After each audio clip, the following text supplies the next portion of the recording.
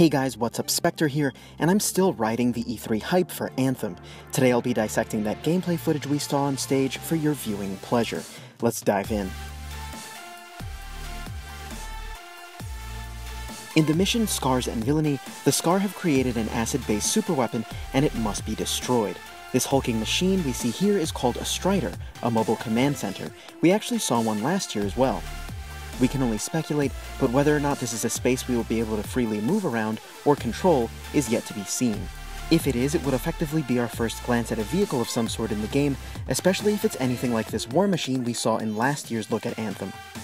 This area seems to be called Blackshore, and it's inhabited by some pretty funny looking creatures. These are actually called Grabbits, which I find kind of hilarious. A vibrant open world is something I'm glad to see, especially when we didn't get it in Destiny.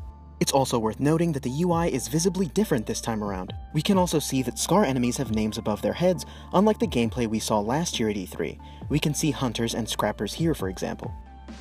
This Colossus has a rocket volley attack mapped to LB, and an explosive mortar attack to RB, and some interesting looking weapons equipped, a machine gun, and something else entirely. Again, we have a glimpse at the wildlife we can expect to encounter across Anthem, as well as some of the verticality. The scale has been something that's repeatedly impressed me. We can also see just how varied enemies are as a ranger takes on this Guardian Titan. I hope you see the irony in the name that they chose too. This is also a good time to notice the Jav pilot's loadout and abilities. She seems to have an assault rifle and a pistol of some sort, as well as an explosive skill mapped to LB, rockets to RB, and melee on Y. The Colossus is not only outfitted for heavy attacks, but defense as well, as we see a deployable riot shield that doesn't really seem tied to a cooldown as I scan the UI. Here we see another Colossus build equipped with a flamethrower and fire mortar, showing that even among similar exosuits, there are other builds available. The explosive ability I mentioned earlier seems to be an AoE cryo attack, which this Colossus follows up with a combo. On stage it was mentioned that player attacks can complement each other to form such combos. The Storm, the glass cannon exo, can blink teleport and seems to have an assault rifle of some sort and a pistol equipped, as well as lightning-based moves mapped to RB and LB.